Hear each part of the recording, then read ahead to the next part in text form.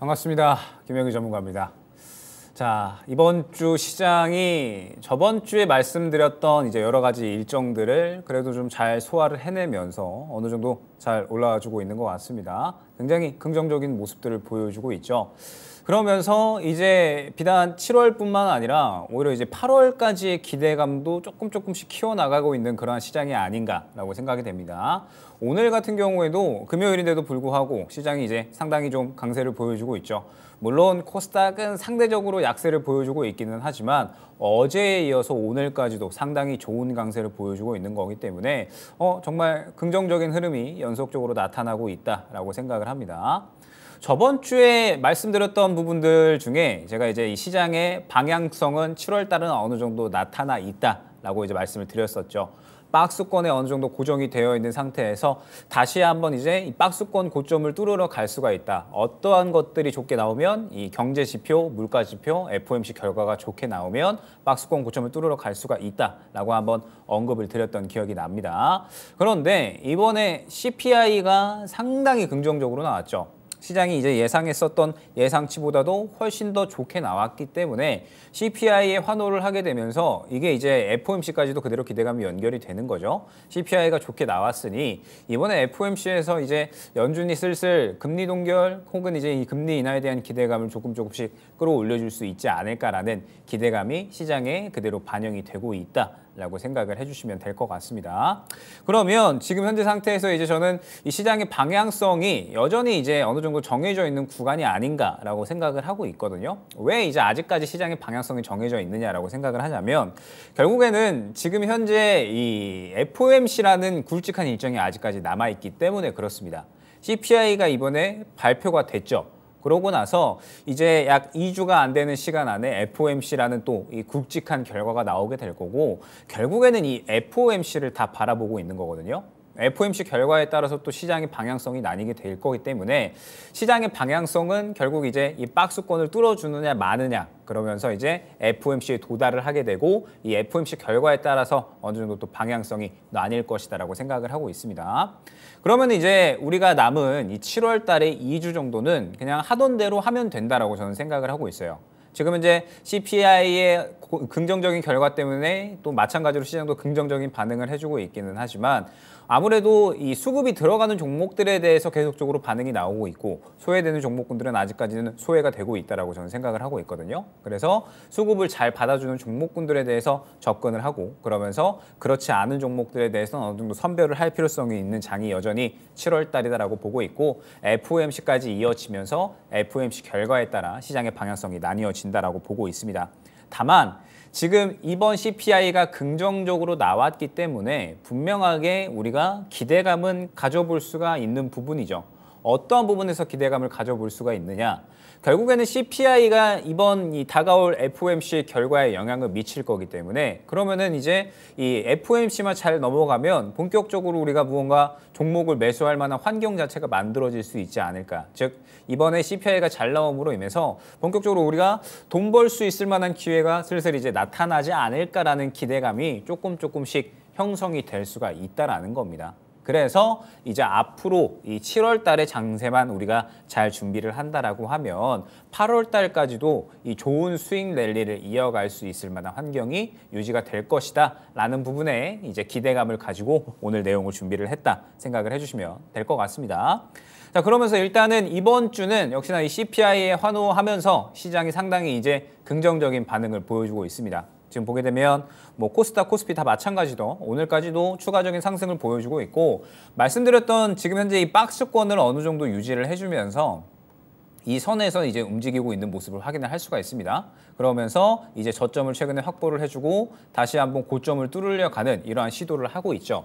다만 이제 이 조만간에 FOMC가 다가오기 때문에 이 구간을 바로 뚫어주기에는 저는 조금은 힘들지 않을까라고 생각을 하고 있어요. 어느 정도 이제 추가적인 상승이 나올 수 있겠지만 이 고점 구간에 도달을 하면서 이제 이 정도 구간에서 FOMC 결과에 따라서 뚫어주느냐 말 것이냐가 나뉠 것이다 않을까라고 저는 생각을 하고 있습니다. 그래서 아직까지는 이 시장이 이 긍정적인 반응을 해주고 있기는 하지만 완전히 안심할 단계는 아니다라고 이제 말씀을 드리는 거예요.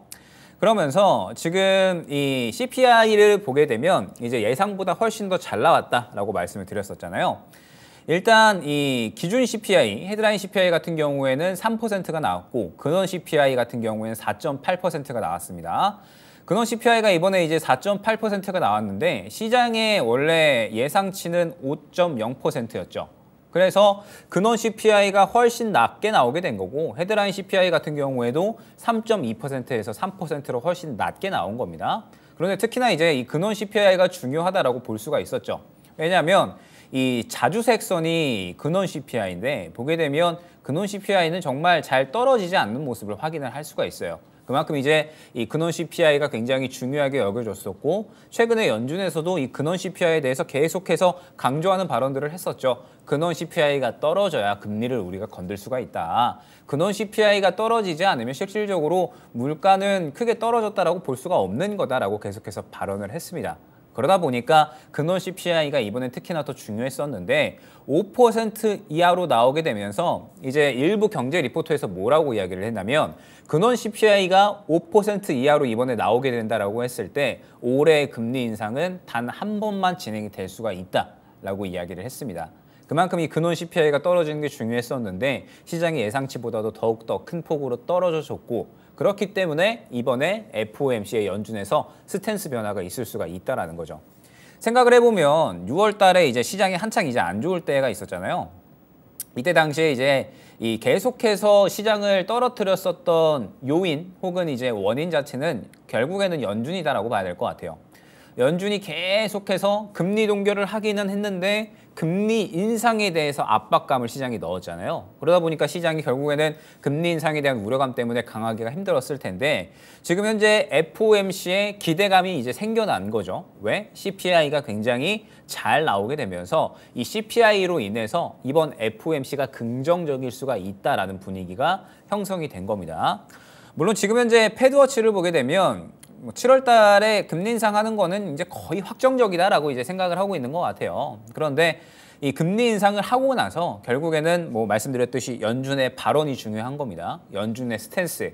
과연 이제 연준이 어떻게 이 금리 인상에 대해서 발언을 하느냐. 향후에 뭐 한 번 더 금리 인상을 할 것이다. 아니면은 뭐 금리 동결 이제는 해도 될 것 같다. 뭐 이런 식의 이제 발언을 한다라든지 아니면 뭐 상황 보고 나서 금리 인상하겠다. 이런 식의 발언을 한다라든지 여러 가지 이제 이 예상안들이 있을 텐데 저는 최소한 금리 인상을 이번에 진행을 하고 나서 상황 보고 금리 인상 한 번 더 하든지 말든지 결정할 게 정도만 나와도 저는 나쁘지는 않을 것이다라고 생각을 하고 있거든요. 이미 지금 여러 가지 경기 지표들이 잘 나오고 있는 상태이기 때문에 고용 시장은 튼튼한 상태에서 경기 지표들, 물가 지표들이 잘 나온다라고 한다면 연착륙의 신호까지도 우리는 생각을 해볼 수가 있는 거거든요. 그렇기 때문에 이번에 한 번의 금리 인상을 하고 나서 이제 앞으로 그냥 상황 보고 나서 뭐 금리 인상 한 번 더 하던지 아니면 말던지 결정할게. 이 정도의 발언만 나와도 저는 충분히 시장은 환호를 할 거다, 나쁘지 않게 반응을 할 거다라고 생각을 하고 있습니다. 그러면서 이제 뭐 역시나 이분의 발언이 굉장히 중요하다라는 점을 생각을 해보면 될 것 같아요. 지금 현재 이 CPI에 대해서 시장이 굉장히 조금 환호를 하고 있기는 하지만 결국에 이제 이분이 안 좋은 발언을 한다. 그러면은 결국에 또 시장은 안 좋은 반응을 보일 수밖에 없습니다. 그렇기 때문에 결국 이분의 발언이 가장 중요하다라는 부분을 생각을 해주시면 될 것 같아요. 자, 그래서 뭐 이번 주에 시장의 뭐 이슈들 전체적으로 한번 정리를 해보면 긴축 공포감이 사실 6월 중순 정도부터 시장에 계속해서 찾아들었었죠. 그래서 상당히 크게 시장은 우려감을 나타냈었고 그러면서 이제 고점 구간에서 계속해서 뚫어내지 못하는 박스권의 형태를 그렸었습니다. 그러다가 최근에 어느 정도 바닥을 잡아주는 이 저점 지지 라인을 확보를 한 상태에서 CPI가 잘 나와 버리니까 시장이 굉장히 긍정적으로 반응을 하는 그러한 모습들을 확인을 할 수가 있었죠. 그러면서 6월 달에 나왔었던 악재가 이제 동시에 또 반영되고 해소되는 구간에 진입을 한 거죠. 이제 GS 건설발 악재. 물론 이제 또 아직까지 다 해소가 됐다라고 보기는 힘들겠지만 반영은 됐다 정도로 생각을 하면 될 것 같고 새마을금고 이슈 같은 경우에도 이제 유동성 지원 이슈가 나왔었죠. 그러면서 이제 6조 원 정도의 유동성을 확보를 했다라는 이야기가 나오게 되면서 이제 어느 정도 단기적으로 해소되는 그런 구간에 진입을 했다라고 생각을 해주시면 될 것 같습니다. 그러면 지금 현재 이제 해외에서 나왔었던 긴축 공포감이라는 악재와 그다음에 국내 악재가 동시에 어느 정도 해소되는 구간에 진입을 한 거죠. 그러면서 동시에 지금 이번 주의 장이 굉장히 저는 긍정적이었다라고 보는 게 주도 섹터라고 불릴 수 있는 반도체와 2차 전지가 동시에 같이 움직여줬죠. 그러면서 개별주까지도 같이 흐름이 나왔습니다. 보통 이게 이제 시장이 가장 좋을 때 흐름이거든요. 주도주가 수급이 계속해서 잘 받쳐주면서 쭉쭉쭉 상승이 나와줘요. 시장을 끌고 가줍니다. 그러면서 개별주들도 같이 흐름이 나와버리는 모습. 뭐 예를 들면 뭐 이번 주에 원전주들이나 혹은 이제 뭐 미디어 관련된 종목들이라든지 뭐 그다음에 뭐 방산 관련된 종목들도 있을 수가 있고요. 뭐 그다음에 이제 원전에다가 뭐 이제 뭐 계속해서 지금 이 윤석열 대통령 순방권들에 관한 이제 수혜주들 이러한 것들도 이제 같이 움직여 버렸잖아요. 그러면은 지금 현재 주도주와 개별주까지 같이 움직여 버리는 거니까 이번 주의 시장의 흐름은 분명하게 아주 양호했다라고 저는 생각을 합니다.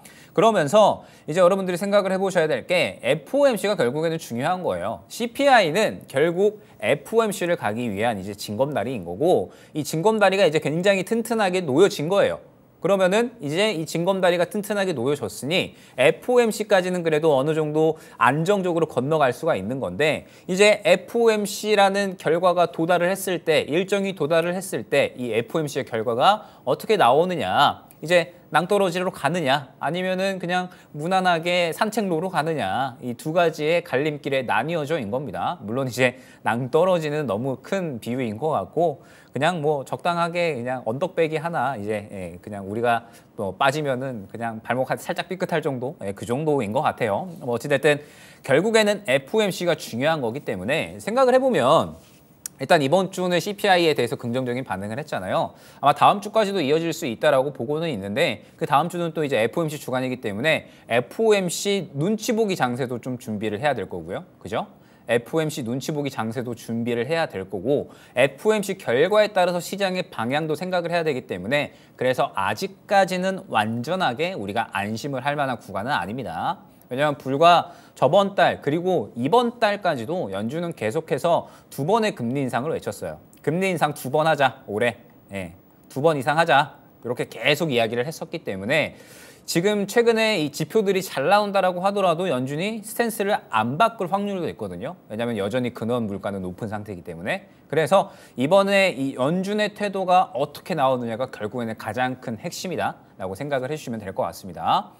그런데 생각을 해봤더니 FOMC만 지나면 그러면은 우리가 이제 8월 달을 한번 생각을 해보면 좋을 것 같다라고 생각을 했거든요. 자, 8월 달을 생각을 했을 때 7월 달 그리고 9월 달에 FOMC가 있죠. 그러면 8월 달은 뭐가 딱히 없네? 라고 생각을 자연스럽게 하게 된 거죠. 8월 달은 지금 뭐가 딱히 없고 그냥 물가지표 발표 정도 뭐 요 정도만 있겠죠. 그러면서 이제 뭐 기업들 실적 발표 계속해서 할 거고요. 실적 발표해 나가면서 실적 발표하면 또 반도체 업황에 바닥 기대감이 형성이 될 것 같은데. 그죠? 그리고 2차 전지 기업들도 무언가 이 캐파를 계속해서 하반기까지 늘려나가니까 이 부분에 대한 기대감도 분명히 형성이 될 것 같은데 라고 이제 생각이 드는 거죠. 물론 뭐 이러한 부분들 긍정적인 생각들은 CPI가 이번에 잘 나왔기 때문에 그런 겁니다.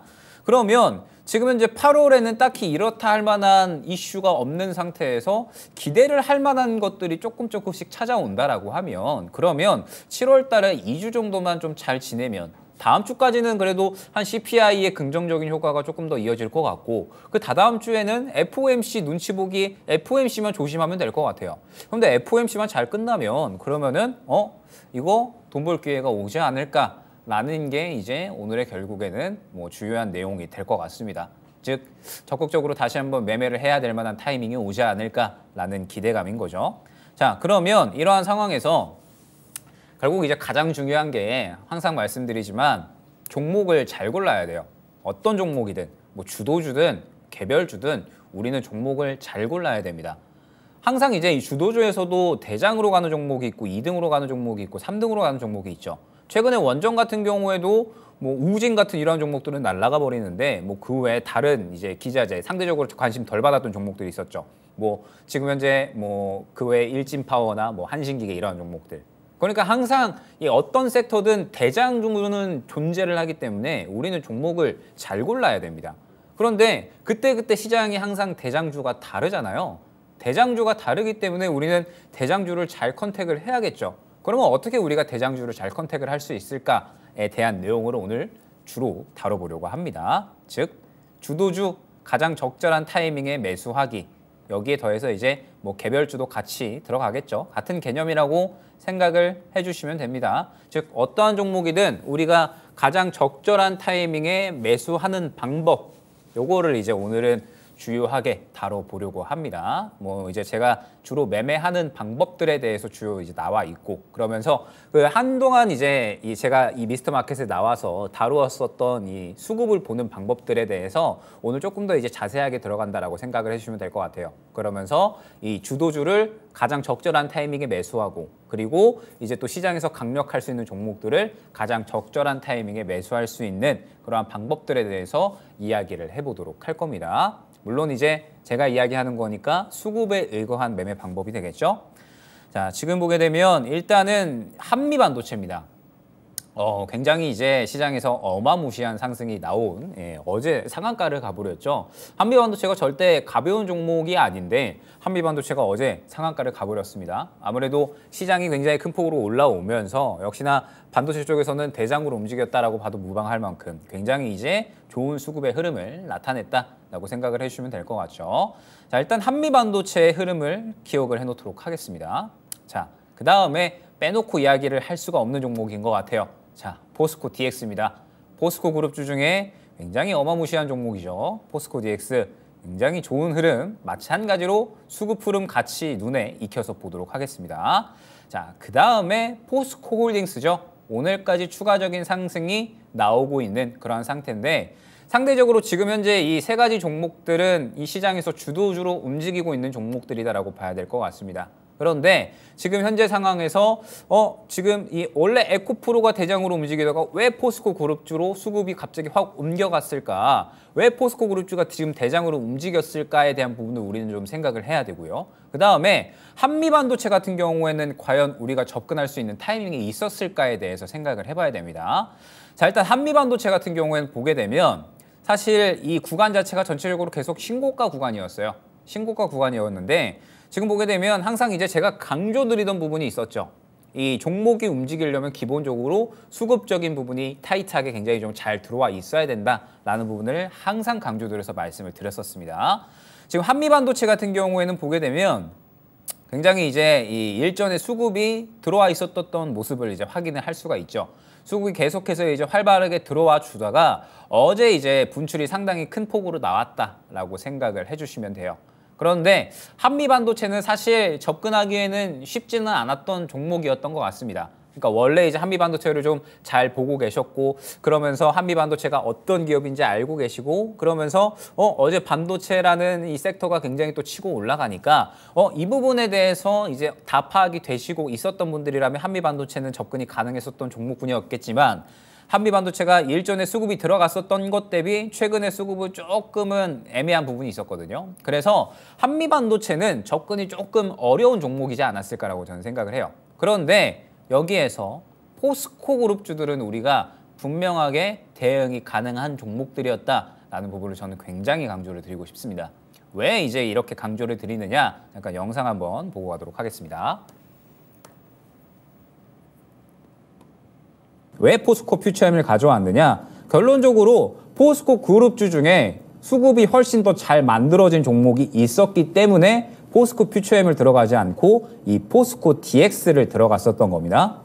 7월 4일 날에 진입을 했었죠. 그때 당시에 7월 4일 날에 어땠냐면 결론적으로 이제 이 2차 전지 또 에코프로도 이제 굉장히 흐름이 좋았었고요. 그 다음에 포스코 그룹주들도 움직임이 좀 나오려고 하는 거예요. 그래서 2차 전지가 약간은 반응을 보이려나 하려고 했더니 포스코 뭐 홀딩스, 포스코 퓨처엠 이런 종목들은 약간은 움직임이 둔한데 포스코 DX가 최근에 수급이 굉장히 잘 들어온 모습을 확인을 할 수가 있었습니다. 그룹주들이 왜 이제 여러분들이 잡을 수 있는 방법을 알 수가 있었느냐라고 했을 때 여러분들은 충분히 이제 접근이 가능하셨다라는 거예요. 어떤 부분을 이제 파악을 해서 가능했었냐라고 하면 지금 현재 이 포스코 DX를 이제 먼저 보도록 하겠습니다. 포스코 DX를 보게 되면 지금 최근에 이 수급 흐름 자체가 굉장히 긍정적이었던 모습이 바로 확인이 되죠. 어떤 이제 모습이냐라고 했을 때 일단 저번 주에 제가 안내를 드렸던 부분이 있었죠. 일단 이 구간부터 봤을 때 상대적으로 포스코 퓨처엠이나 포스코 홀딩스보다도 포스코 DX가 수급이 훨씬 더 잘 들어와 있는 모습을 확인을 했기 때문에 그래서 제가 포스코 DX를 골랐다라고 말씀을 드렸었습니다. 그리고 지금 포스코 DX의 이번 주 흐름이 더욱더 중요하죠. 왜 중요하냐라고 했을 때 포스코 DX가 이번 주에 수급을 가장 잘 받아줬잖아요. 그러면 우리는 생각을 해볼 수가 있는 겁니다. 항상 이 포스코 이 그룹주들을 봤을 때 우리가 이제 기본적으로 알고 있었던 대장주는 거의 이제 포스코 퓨처엠이나 포스코 홀딩스였잖아요. 그런데 시장에서 수급을 포스코 DX에 밀어주는 거예요. 그러면 시장의 관심과 시장의 힘은 포스코 DX에 들어갔다는 뜻이 되거든요. 그렇기 때문에 포스코 DX가 이렇게 크게 상승이 잘 나왔던 겁니다. 자, 그러면 포스코 홀딩스를 한번 보도록 할게요. 포스코 홀딩스. 포스코 홀딩스는 어제 흐름을 보셨다면 그리고 제가 여태까지의 이 미스터 마켓에서 했었던 이야기들, 방송 이런 것들을 기억을 하셨다면 포스코 그룹주 중에서 포스코 DX도 DX겠지만 홀딩스도 마찬가지로 관심을 갖고 보셨을 겁니다. 왜? 포스코 홀딩스가 지금 보게 되면 이런 식으로 수급이 메말라 있었잖아요. 그죠? 그러다가 그저께부터 갑자기, 엊그저께죠. 엊그저께부터 갑자기 수급이 확 들어가는 모습을 확인을 할 수가 있습니다. 즉 이러한 모습을 봤을 때 포스코 홀딩스도 결국 시장에 관심을 받았기 때문에 오늘 추가적으로 더 가버렸다라고 생각을 해주시면 되는 거예요. 그러면 주도주 같은 경우에는 우리가 수급을 잘 파악만 하면 가장 시장에 관심을 받는 구간에 접근이 가능한 거구나라는 부분을 생각을 할 수가 있는 겁니다. 자, 포스코 DX와 포스코 홀딩스를 보여드렸죠. 그런데 이러한 이 매매 방식은 저는 일전부터 계속 보여드렸어요. 가장 대표적인 게 에코프로였죠. 에코프로. 그때 당시에 제가 직접 접근했었던 내용을 가져오면서 뭐라고 말씀을 드렸었느냐. 이때 당시에 제가 에코프로 정말 많이 말씀드리면서 미리 접근하지 마셔라. 지금 2연속 이 저항선에 부딪혀 있기 때문에 조정이 나올 수가 있다라고 말씀을 드렸었죠. 그리고 수급이 들어가지 않는 구간에는 접근을 하지 마셔라 라고 안내를 드렸었습니다. 언제 들어가야 되느냐? 수급이 들어갈 때 결국 수급은 시장에서 관심이라고 볼 수가 있는 거기 때문에 시장에서 관심 보일 때 들어가시면 된다라고 말씀드렸죠. 그리고 실질적으로 수급이 들어갈 때 접근했었던 모습을 확인을 할 수가 있었습니다. 에코프로를 통해서도. 그리고 그러한 이 에코프로의 모습이 지금 현재 포스코 그룹주를 통해서도 그대로 다 나타나고 있는 거예요. 저번 주에도 이번 주에도 다 마찬가지로 나타나고 있다라고 생각을 해주시면 되는 겁니다. 그러면 이제 여러분들이 어느 정도 감이 오실 것 같아요. 주도주는 결국에 계속해서 가기는 가요. 좋은 기업이고 좋은 기업이기 때문에 주도주로 활약을 하는 거거든요. 더군다나 지금 우리나라 같은 상황에서는 이 앞으로의 미래 전략 산업이 더욱더 중요해질 수밖에 없기 때문에 이 계속해서 이 주도 섹터로 움직이는 반도체나 2차 전지는 갈 수밖에 없을 겁니다. 그런데 항상 말씀드렸잖아요. 주식은 계속해서 쭉쭉쭉 우상향만 하는 게 아니라 흔들림이 있을 수밖에 없습니다. 그러면 그 흔들림이 있는 과정에서 우리가 어느 정도 저가에서 잘 잡아야 되고 시장에 관심을 받고 이제 올라가는 타이밍에 잡아줘야 되는데 항상 올라가는 타이밍에 못 잡기 때문에 우리가 주도주에서 손실이 나는 거잖아요. 남들은 바닥에서 잡아서 혹은 이제 굉장히 좋은 단가에 잡아서 수익을 보고 있다라고 하는데 에코프로로 잔치 벌이고 있고 포스코 그룹주로 잔치 벌이고 있다라고 하는데 우리는 그러지 못했던 이유가 무엇이냐? 결국에는 적절한 타이밍에 들어가지 못했기 때문에 그런 거거든요. 그런데 주도주의 흐름을 봤더니 적절한 타이밍, 즉 수급만 보게 되면 수급만 잘 보면 적절한 타이밍에 접근을 할 수 있더라라는 겁니다. 자, 그러면서 지금 현재 이 계속해서 종목들을 보게 되면 뭐 에코프로가 지금 현재 이 일전에 한번 기억을 하실 거예요. 제가 이제 저번 주에 뭐라고 말씀을 드렸었냐면 에코프로는 지금 다시 한번 수급이 유입이 됐기 때문에 100만 프로를 갈 수 있는 힘이 생겼다라고 저번 주에 이제 한번 언급을 드렸었을 겁니다. 그런데 현재 구간은 너무 이제 많이 올라왔기 때문에 신규 매수자의 영역은 아닌 것 같고 기존에 들어가셨던 분들이 즐길 수 있는 영역으로 한번 생각을 해주시면 좋을 것 같다라고 이제 언급을 드렸었죠. 에코프로 같은 경우에는 지금 뭐 추세는 깨지 않았기 때문에 조금 더 이제 지켜봐도 될 것 같기는 하지만 다만 현재 구간은 아직까지 확실하게 신규 매수자의 구간이다라고 보기에는 어려울 것 같기 때문에 이제 이렇게 이제 보시라라는 거예요. 에코프로를 사고 싶어요, 여러분들이. 에코프로가 너무 좋은 기업, 좋은 종목인 걸 알고 있어서 사고 싶은데 지금 이미 역사적 신고가의 신고가의 신고가의 신고가인 구간이에요. 항상 말씀드리지만 역사적 신고가 구간은 누구나 차익 실현을 할 수 있는 누구나 수익 중인 구간입니다. 그래서 항상 위험성이 도사리고 있다고 말씀을 드렸죠. 그래서 수급이 들어온 구간 대비 이미 움직였을 때에는 차익 실현의 위험성이 있기 때문에 이제 에코프로에서 다른 쪽으로도 한번 시선을 돌려보셔라라는 거예요. 그러면은 봤을 때 포스코 그룹주들이 움직이네. 그런데 그냥 움직이는 게 아니라 이렇게 수급이 강세로 들어온다고? 그러면 뭔가 시선이 옮겨지는 거구나 라고 생각을 할 수가 있는 거예요. 포스코 홀딩스도 그렇고 포스코 DX도 그렇고 결국 순환의 측면에서 움직이는 겁니다. 에코프로가 안 가버리니까 이제 그 다음 대장주라고 볼 수 있는 포스코 그룹주가 가는 건데 전체적으로 다른 종목들도 마찬가지예요. 제가 이제 뭐 이번 주에 접근했었던 종목도 뭐 그대로 다 가져왔죠. 뭐 미스터마켓 시간에는 항상 제가 접근했었던 종목들을 갖고 나오고 있습니다. 그러면서 이번 주에는 사실 이제 주도주라고 부를 수 있을 만한 것들은 저는 잘 접근을 하지는 않았어요. 왜 접근을 안 했냐면 이제 저는 그냥 제 개인적인 원칙이고 매매 스타일인 것 같아요. 저는 역사적 신고가에 있는 종목을 접근하는 거 그렇게 좋아하지는 않거든요. 왜냐하면 항상 아까 말씀드렸듯이 역사적 신고가에 있는 종목은 이제 언제든지 차익 실현이 나올 수 있다라고 저는 생각을 하고 있어서 좋은 기업인 거를 알고 있어도 저는 선뜻 손이 나가지 않더라고요. 그래서 이제 항상 이 올라오고 있는 그리고 올라올 수 있는 종목분들에 접근을 하는 걸 좋아합니다. 그래서 신스틸 같은 경우에도 이제 마찬가지예요. 신스틸 같은 경우에 이제 왜 접근을 했냐라고 하면 빤히 보이죠. 수급이 들어갔고 그 수급을 이제 기초로 해서 추가적으로 상승이 나오는 모습이 확인이 됐기 때문에 매매를 한 것이고요. 뭐 동국홀딩스 지금 이제 또 마찬가지입니다.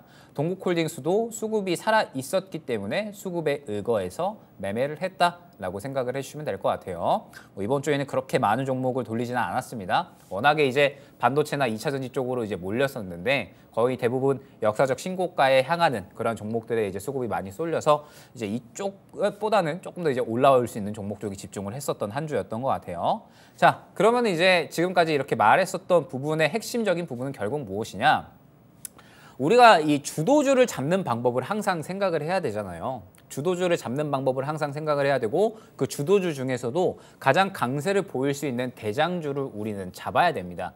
그런데 항상 이제 우리가 그러한 대장주나 주도주를 잡을 때에는 타이밍이 문제가 되죠. 그래서 타이밍을 굉장히 조금 잘 잡아야 되는 그런 이제 이 매매 이 전략이 필요한 건데 이러한 이 매매 전략이 필요한 상황에서 지금 이제 시장 상황을 봤더니 일단은 앞으로 2주 정도는 중요한 분기점이 될 것 같다라는 거예요. 왜 이제 중요한 분기점이 될 것 같냐라고 하면 FOMC를 준비하는 구간인 거고요. FOMC 결과가 나올 거니까.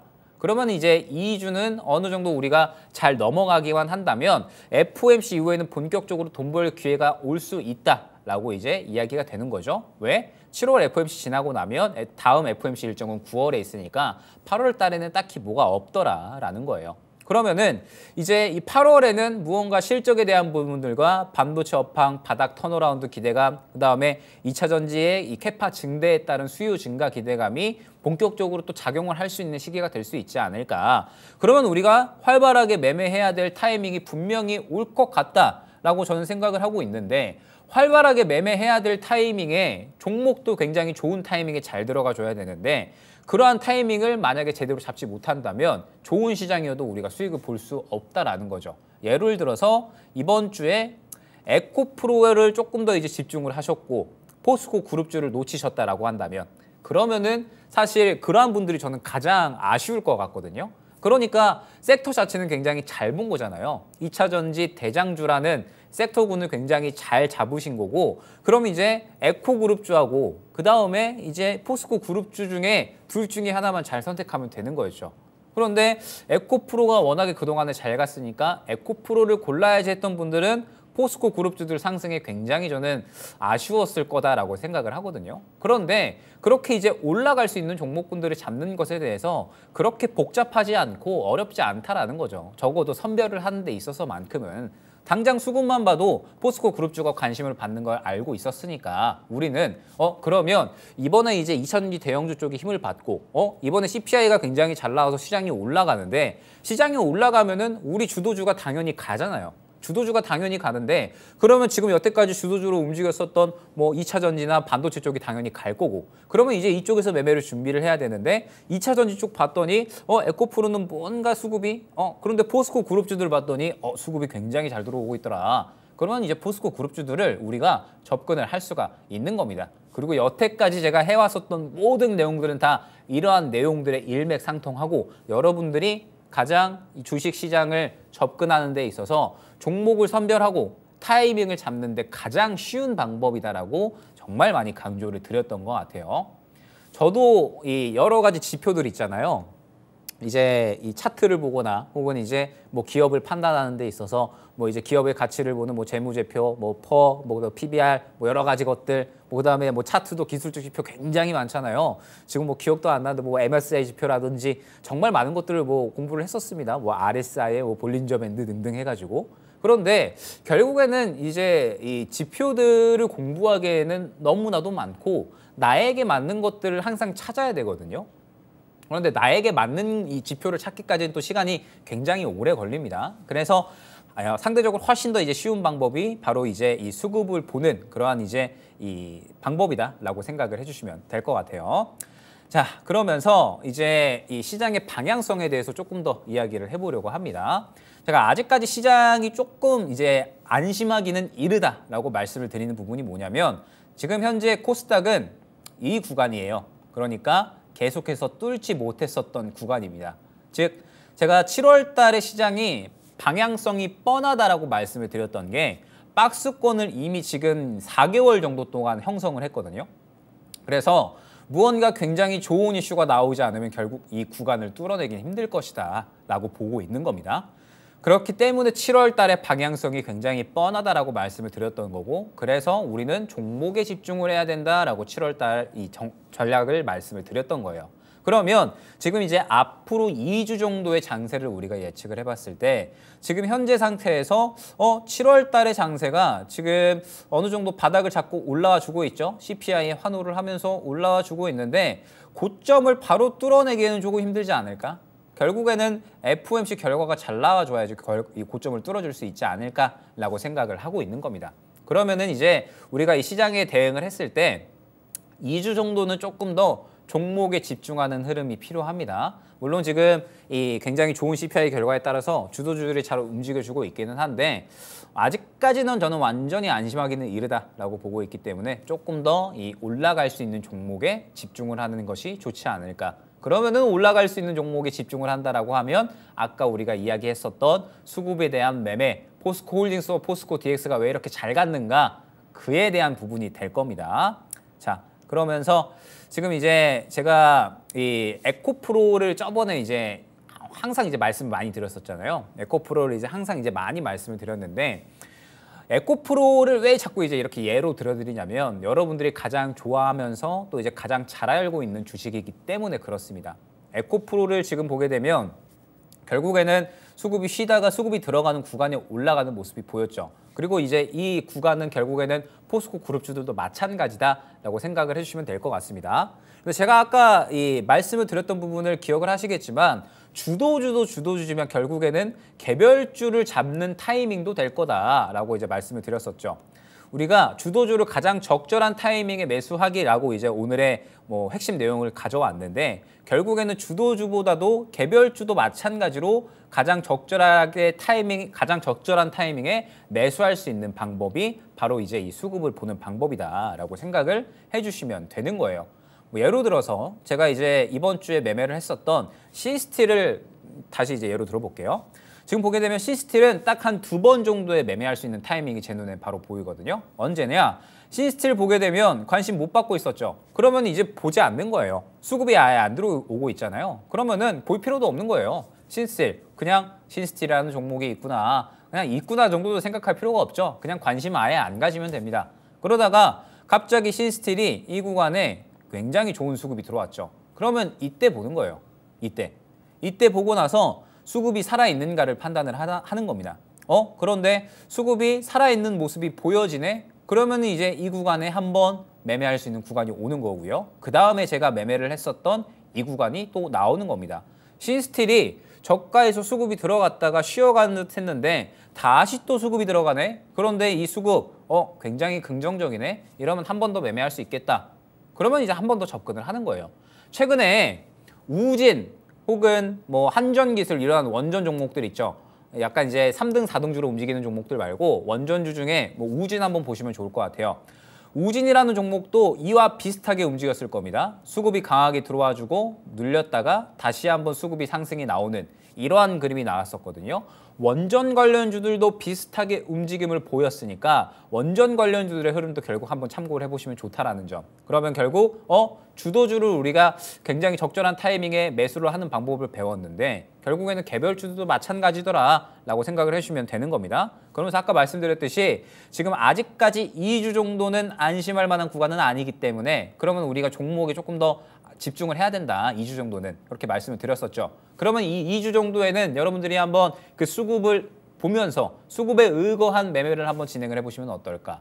여태까지 수급이 안 들어갔다가 갑자기 수급이 잘 들어간다. 시장에 관심을 받은 거고 누군가 매력도를 느껴서 거대한 물량을 매수를 한 건데 그럼 당연히 이유가 있겠죠. 그죠?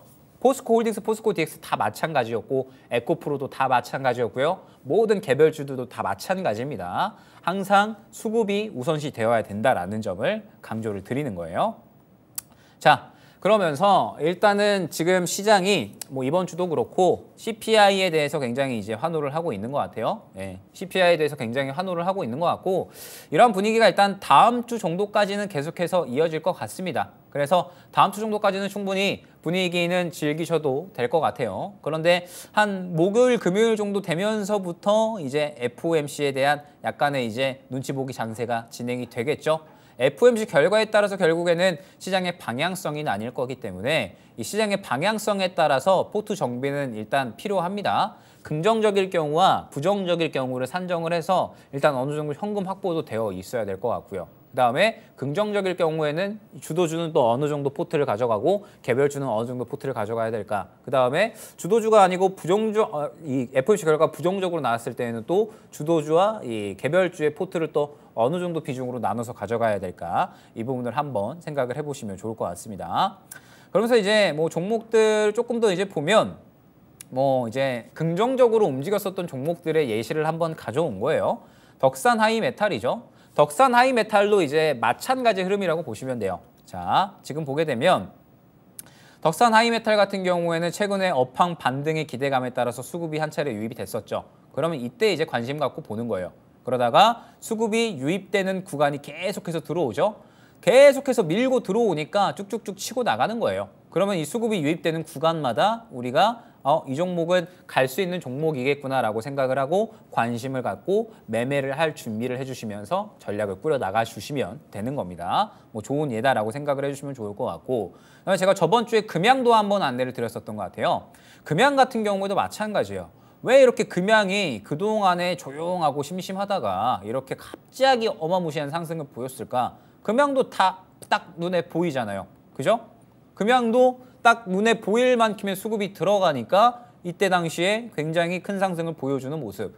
제가 금양도 저번 주에 말씀을 드렸었죠. 금양이 이 정도 이 수급이 유입되는 구간이었을 거예요. 이때 당시에 제가 이슈 플로우 시간에서도 한번 말씀을 드렸었고요. 저번 주에 저희 미스터마켓 시간에서도 금양을 이러한 수급을 보고 동국 RNS와 함께 안내를 드렸었다라고 말씀을 드렸었습니다. 그러면 그때 당시에 시장은 게루마늄이나 갈륨 같은 이러한 광물에 집중을 하고 있었는데 왜 저는 히토류와 리튬을 봤을까? 라는 부분에 대해서 결국에는 수급이 이쪽으로 들어갔기 때문에 게루마늄과 갈륨 쪽은 그때 당시에 수급이 죽어 있었는데 히토류와 그다음에 이 리튬 쪽에 들어갔기 때문에 그래서 제가 이 종목군들이 갈 것 같다라고 말씀을 드린 거예요. 절대 어렵지가 않습니다. 시장에 관심을 받고 있는 수급을 잘 파악을 해야 된다는 거. 그러면서 뭐 신스틸도 마찬가지 경우였다. 수급이 갑자기 바닥에서 들어가 줬고 이 수급이 들어와 줬으니까 그 수급에 따른 트레이딩을 진행을 했다라는 점을 생각을 해주시면 좋을 것 같습니다. 자, 그러면 이제 뭐 전체적으로 한번 정리를 해보면 오늘 가장 이제 주요하게 다뤄봤던 내용은 시장의 방향성 자체는 저는 이제 계속해서 동일합니다. 저번 주에도 그렇고 저저번 주도 그렇고 이번 주도 그렇고 시장의 방향성은 생각해준 대로 움직이고 있는 것 같아요. 계속해서 박스권을 유지를 하다가 CPI가 좋은 결과가 나와주니까 CPI 결과에 따라서 이제 어느 정도 긍정적인 반응을 해주는 모습. 그런데 FOMC 결과가 남아있으니까 조금 더 아직까지는 조심하는 그런 전략은 필요하겠지라고 생각을 하고 있습니다. 예상한 대로 움직여주고 있는데 그럼 결국에는 항상 말씀드리지만 우리는 종목을 잘 사야 돼요. 종목을 잘 사서 이 종목으로 수익을 보는 것, 이게 결국에는 가장 중요합니다. 그러면 그러한 이 종목을 잘 접근하고 가장 적절한 타이밍에 매수를 할 수 있는 방법은 바로 수급을 보는 것이다. 시장에서 갑자기 이 눈에 띄는 수급이 들어간다라고 했을 때 그 종목은 관심을 받고 누군가가 크게 매집을 들어간 거거든요. 그러면은 결국에는 이 산 이유가 있을 것이다라는 말이죠. 시장 논리잖아요. 주식시장이고 주식시장은 결국 시장 논리에 의해서 움직이기 때문에 누군가가 싸게 많이 살려고 한다면 당연히 가격은 뛸 수밖에 없을 겁니다. 이 부분을 명심을 하시고 수급을 제대로 파악을 하는 순간 주도주와 개별주 가릴 것 없이 시장을 주도할 수 있는 타이밍에 우리가 접근이 가능하다라는 부분을 생각을 해주시면 좋을 것 같습니다. 자, 그래서 이제 뭐 이 부분을 계속해서 이제 정리를 해보자면, 자, 긍정적인 CPI 다음 주 정도까지는 즐겨주셔도 무방할 것 같습니다. CPI가 워낙에 또 괜찮게 나와서 이러한 분위기 더 이어질 것 같고요. 그러면서 또 주도주, 개별주 가릴 것 없이 상승이 잘 나와줄 것 같으니까 당분간은 우리는 즐겨도 괜찮을 것 같습니다. 다만 아직까지 시장은 박스권 이내이기 때문에 FOMC 일정이라는 어떻게 보면 가장 중요한 일정이에요. 지금 이번 달, 저번 달 통틀어서 가장 중요한 일정이기 때문에 이 일정을 염두에 두고 반드시 움직이셔야 된다는 걸 강조를 드립니다. 그러면 FOMC 일정까지는 우리가 종목을 좀 잘 들어가야겠죠. 수급을 계속적으로 확인을 하면서 주도주, 개별주 가릴 것 없이 잘 골라보자라는 부분이 오늘의 이제 핵심 내용인 거고, 종목만 잘 고르면 여러분들이 7월 달을 좀 잘 넘기실 수 있을 거예요. 7월 달을 잘 넘기게 되면 그럼 8월 달에는 조금 더 이제 악재도 좀 지나가는 그런 구간인 것 같고, 기대감을 키울 수 있을 만한 이슈가 조금 더 이제 다가오는 것 같으니까 8월 달에는 그러면 우리가 조금 더 이제 이 기대해 볼 수 있을 만한 시장의 환경이 만들어질 수 있지 않을까. 그러면 이제 여러분들도 뭐 힘들었던 5월, 6월 이 정도 구간은 지나가고 이제 뭐 7월 달도 무사히 잘 넘기면 8월 달에는 충분히 즐길 수 있는 환경이 만들어질 것 같으니까 조금만 더 잘 한번 대응을 해보자라고 이제 말씀을 드릴 수 있을 것 같습니다.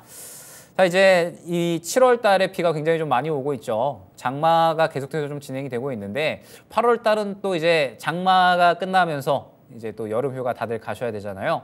여름 휴가를 가려면 또 이제 우리가 돈 걱정 없이 가야 되니까 8월 달에 여러분들이 정말 이제 종목을 잘 선별하셔서 수급을 통해서 종목을 잘 선별하셔서 시장 주도주 잘 골라가신 다음에 충분히 수익을 챙기시고 그 다음에 8월 달 여름 휴가 여러분들 정말 걱정 없이 잘 무사히 다녀오셨으면 좋겠습니다. 자, 여러분들 이번 주 한 주도 고생 많으셨고요. 저는 다음 주에 또 마찬가지로 좋은 내용 준비해서 인사드릴 수 있도록 하겠습니다. 감사합니다.